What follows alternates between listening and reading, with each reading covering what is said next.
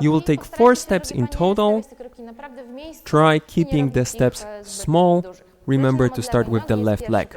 And 1, 2, 3, 4. Alright, let's do this one more time. Start with the left leg, right into the spins. And left, right, left, right. Alright, let's now focus on the men's part. Man is going to lead the ladies' rotation while taking a step forward with the left leg and tapping with the right leg. While spinning the lady using your left hand, you need to raise your left hand above the lady's head. Think about leading the hand between the two of you while starting the rotation. Take the step 1, 2, 3, 4.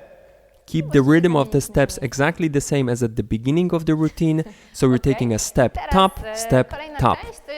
Now we're going to the next part. Something we're calling a slide, going away from each other. Bend the knee of the leg that you're standing on. For the lady, it's a right leg. For the man, left leg. Push off this leg and go away from each other. This is on the count of 5, 6, 7, 8. In the next part, we're going to get back to each other. We will start walking exactly the same as we did at the beginning of our routine. Lady is going to start with the left leg, man with the right leg. And 1, 2, 3, 4, 5, 6, 7, 8. Grab your hands.